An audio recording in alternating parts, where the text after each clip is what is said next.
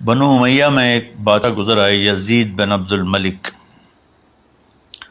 تو ایک مشہور ہے کہ بادشاہوں کے بڑے رولے ہوتے ہیں، مصیبتیں ہوتی ہیں. تو ایک دن کہنے لگا کون کہتا ہے کہ بادشاہ خوشی کا دن نہیں گزار سکتے؟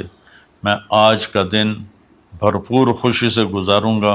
محل کے دروازے بند کر دیے جائیں اور کوئی خبر مجھے نہ سنائی جائے اور اندر کوئی بھی نہ آئے. آج شام تک میں اپنی مرضی سے خوشی منانا چاہتا ہوں.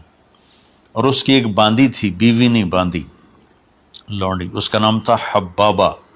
اس سے وہ عشق کرتا تھا کہ میں آج سارا دن حبابہ کے ساتھ گزاروں. تو دوران مجلس اس کو اپنے ہاتھوں سے اس کو انگور کھلانے لگا. تو باتیں بھی کرتا، اس کو دیکھ کے خوش بھی ہوتا اور انگور اس کے منہ میں ڈالتا. اچانک اس نے اللہ کو للکار دیا نا، اللہ کو چیلنج کر دیا. تو ایک انگور کا دانہ حلق میں جانے کی بجائے سانس کی نالی میں چلا گیا. اللہ اکبر.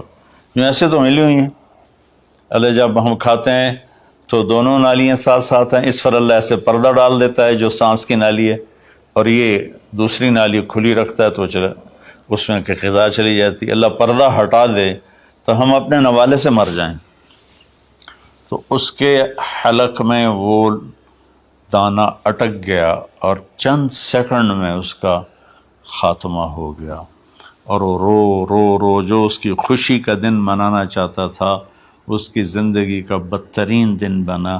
3 دن تک اس کی لاش کو سامنے رکھے تو روتا تھا، اور نہ کھا رہا ہے، نہ پی رہا ہے، نہ سو رہا ہے. اور اس کی لاش گلنے لگی، بدبو آنے لگی.